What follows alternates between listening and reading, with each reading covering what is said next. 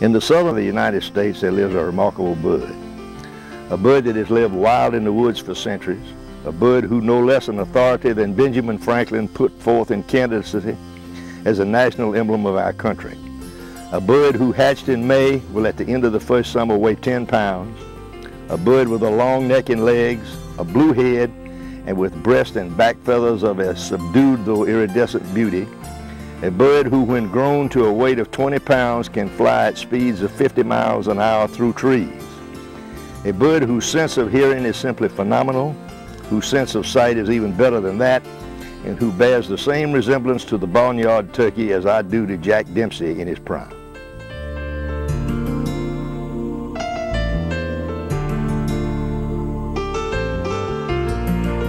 Grew up and you were a ball nut.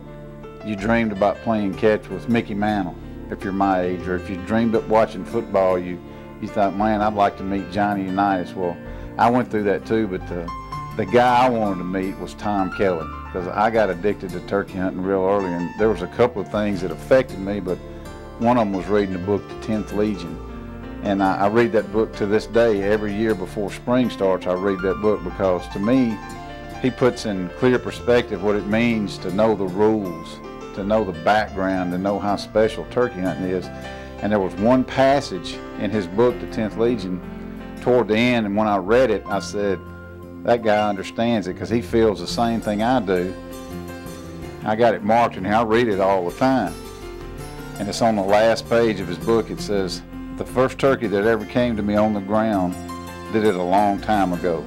I sat there with my hands shaking and my breath short and my heart hammering so hard I could not understand why he could not hear it.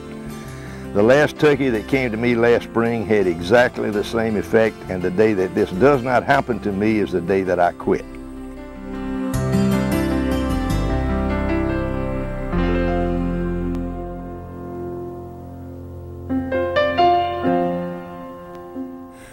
Just after lunch on the afternoon of February 3rd, 2001, I helped some of his friends bury what was very likely the best turkey hunter of the last 3/4 of the 20th century.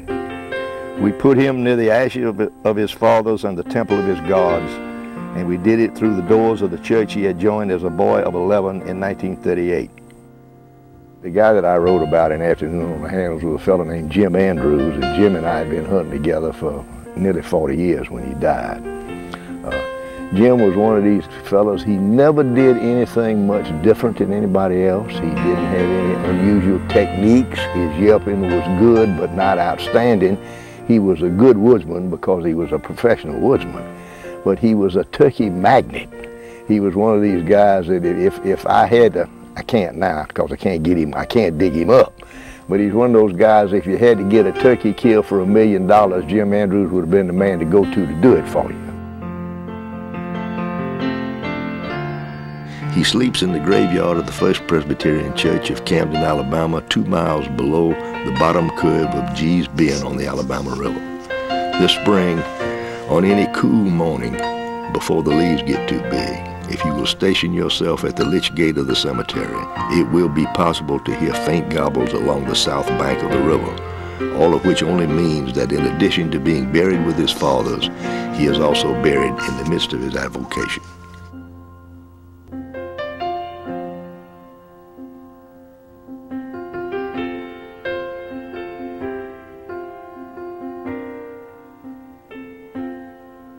It was absolutely uncanny the way he thought like turkey. I believe he could scatter one in Bienville Square in downtown Mobile.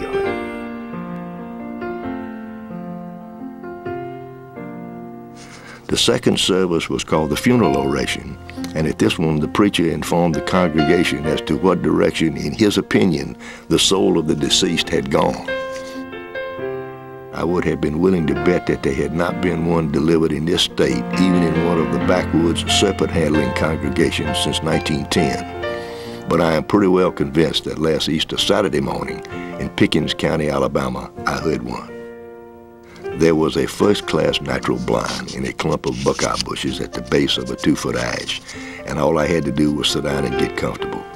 There were positively 4 turkeys. I am morally certain there were 5, and they gobbled at every sound but one. All of these turkeys flew down on the ground within 5 minutes after I got there, and the gobbling on the ground was unlike anything I have ever heard. They gobbled at crows, at owls, at a pair of red-shouldered hawks. They gobbled at wood ducks. They gobbled at each other. They gobbled at every single sound but me. I never got an answer. I never made any turkey stop gobbling. I was treated from beginning to end completely as a non-person. No sound I made or didn't make had any effect upon the proceedings whatsoever until they all finally shut up and walked off. The thought occurred to me on the way back home that it was just as if I had been attending a performance. And then I was struck with the thought that maybe I had been. Maybe it was a funeral oration handled from the other side. It was never written that the oration had to be delivered in the English language. Nobody ever said the orator had to be wearing black broadcloth rather than feathers. Maybe when these things are handled from the far side rather than the near, they do them in a different way, and that this was simply a collection of his new friends sent down here to tell the world they had welcomed him through the gates. As far as I was concerned, the entire oration, if there was one, was conducted simply as a matter of confirmation and only served to convince those persons still in doubt. There was no need for it at all if it was being done for my benefit. I already knew which way he went.